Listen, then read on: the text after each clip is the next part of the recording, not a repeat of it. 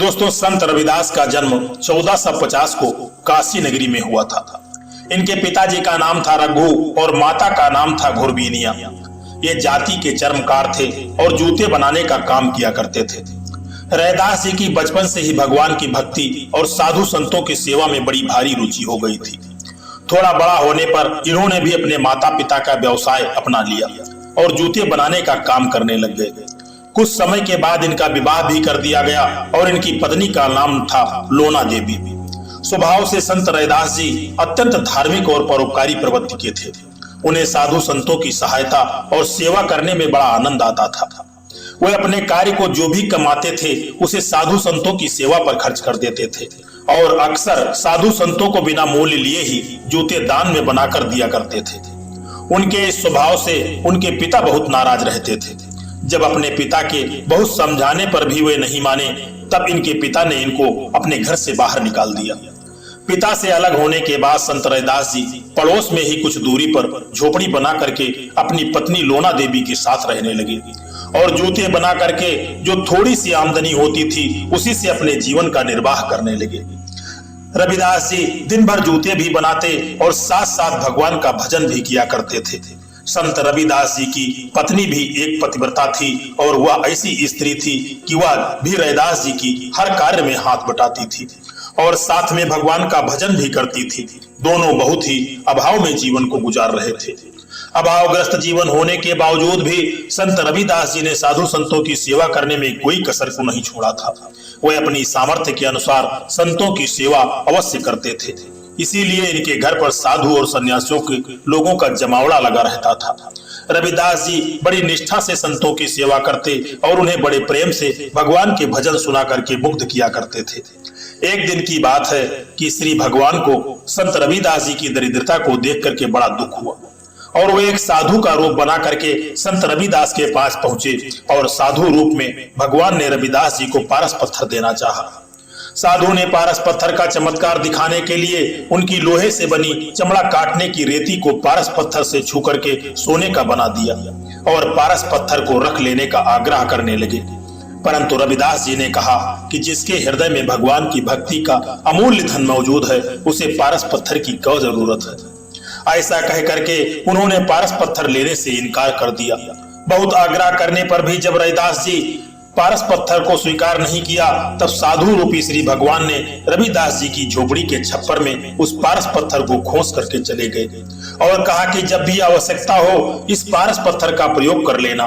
कुछ महीनों के बाद उस साधु रूपी श्री भगवान जब पुनः रविदास जी के पास आए और उन्होंने देखा कि रविदास जी अभी भी अभावपूर्ण जीवन को जी रहे हैं। साधु ने रविदास जी से पूछा कि आपने अभी तक उस पारस पत्थर का प्रयोग क्यों नहीं किया? क्या वह चोरी हो गया है? रविदास जी बोले कि मुझे पारस पत्थर की कोई जरूरत नहीं है। मुझे अपने कार्य में आमदनी जो होती है वह मेरे लिए पर्याप्त होती है, इसलिए पारस पत्थर को मैंने हाथ भी तक नहीं लगाया। वह जहां आप जैसे रख करके गए थे वहां उसी तरह से वह रखा हुआ है।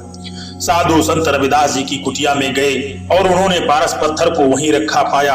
यह देख करके साधु रूपी भगवान संत रविदास जी की ऐसी निष्प्रता को देख करके बहुत प्रसन्न हुए और रविदास जी को आशीर्वाद दे करके चले गए। कुछ दिन जब बीते, संत रविदास जी की कुटिया में प्रतिदिन 5 स्वर्ण मुद्राएं स्वतः ही प्रकट होने लगी। रविदास जी उन स्वर्ण मुद्राओं को गंगा नदी में विसर्जित कर देते थे। बहुत दिनों तक यही क्रम चलता रहा। एक दिन की बात है कि श्री भगवान ने संत रविदास जी को स्वप्न में दर्शन दिया और कहा कि मैं जानता हूँ तुम्हें धन का लोभ नहीं है, परंतु मेरे द्वारा दी गई स्वर्ण मुद्राओं को ग्रहण कर लिया करो और इनका उपयोग संतों की सेवा के लिए किया करो। रविदास जी ने भगवान की आज्ञा को सिरोधार्य किया और स्वर्ण मुद्राओं का उपयोग साधु संतों की सेवा और अन्य धार्मिक कार्यों में करने लगे। इसके बाद इन्होंने भक्तों के ठहरने के लिए धर्मशाला का निर्माण करवा दिया और एक सुंदर मंदिर भी बनवाया।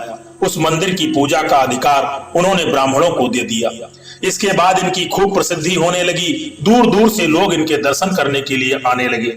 एक बार की बात है कि नित्य प्रति राजा की तरफ से गंगा जी की पुष्प अर्पित करने के लिए जाया करता था तथा मार्ग में संत रविदास जी से भी मिलता था। एक दिन रविदास जी ने उस ब्राह्मण को 2 पैसे देकर के कहा कि महाराज, आप प्रतिदिन राजा की तरफ से गंगा जी को पुष्प अर्पित करने के लिए जाते हैं, तो आज मेरी तरफ से ये 2 पैसे गंगा जी को अर्पित कर देना।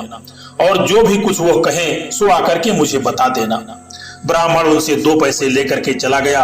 रोज की तरह ब्राह्मण ने पहले राजा की ओर से गंगा जी को पुष्प अर्पित किए और फिर रैदास जी के 2 पैसे भी गंगा जी को अर्पित करने के लिए कहा। लो गंगा मैया, यह 2 पैसे संत रविदास जी ने भेजे हैं।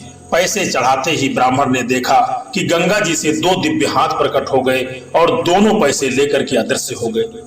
यह दृश्य देख करके ब्राह्मण आश्चर्यचकित रह गया।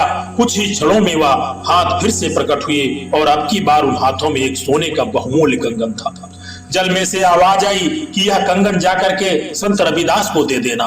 ब्राह्मण कंगन लेकर रविदास जी की ओर जाने लगा। मार्ग में उसने सोचा कि रविदास जी ने तो इस कंगन को देखा नहीं है, तो फिर उन्हें यह क्यों दिया जाए। ऐसा विचार करके वह अपने घर की तरफ जाने लगा और रास्ते में उसने वह कंगन एक सुनार को बेच दिया।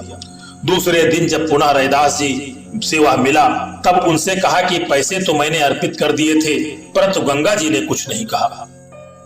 यह बात सुन करके रविदास जी चुप हो गए। अब उस कंगन को सुनार से किसी सेठ ने खरीद लिया।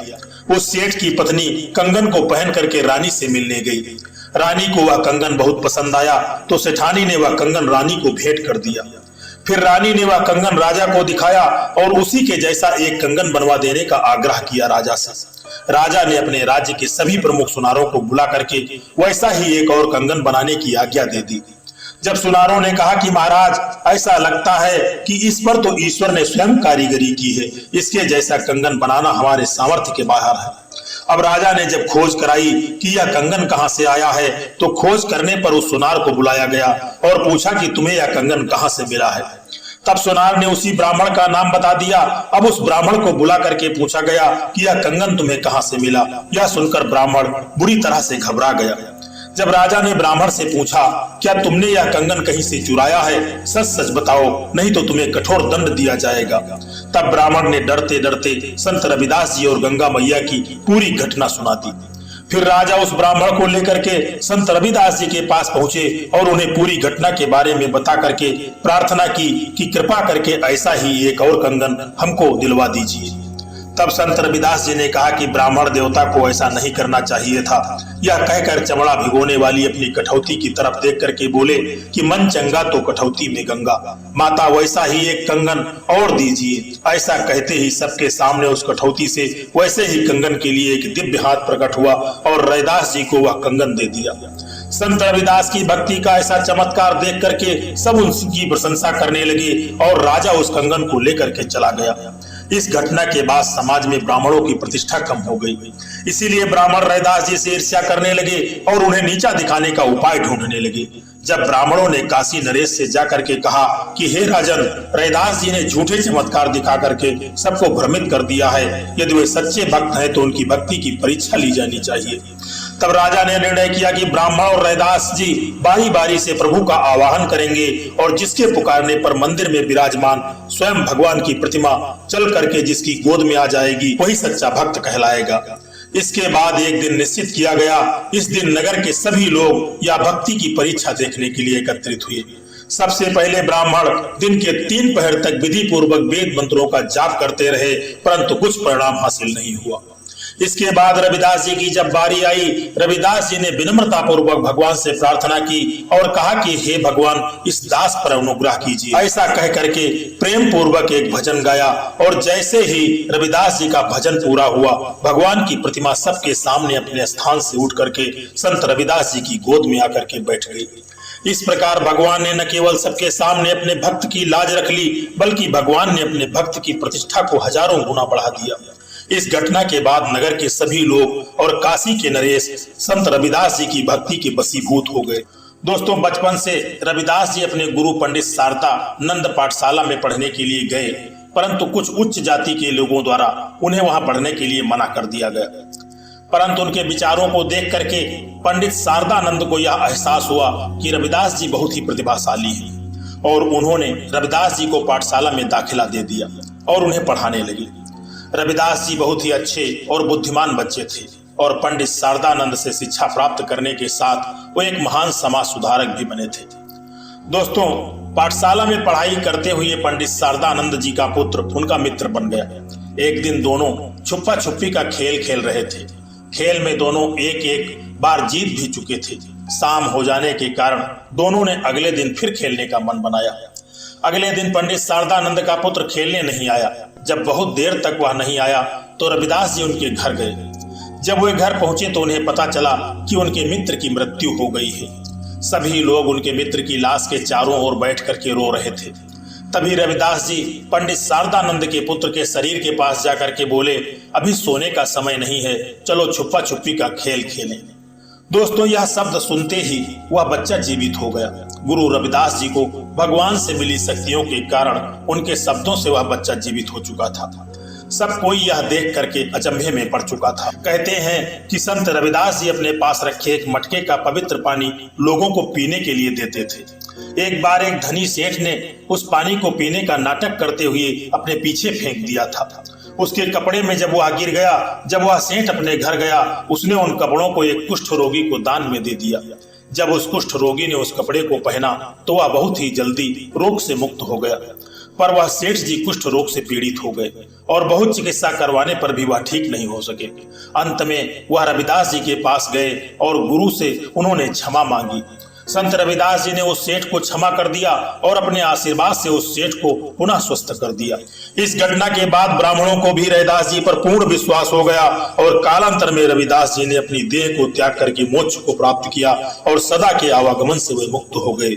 दोस्तों, संत रविदास जी की यह कहानी आपको कैसी लगी है, एक प्यारा सा कमेंट करके जरूर बताना। और यह वीडियो आपको पसंद आया है तो वीडियो को एक लाइक करके चैनल को सब्सक्राइब करने की भी कृपा कर देना। जय श्री कृष्णा, राधे राधे।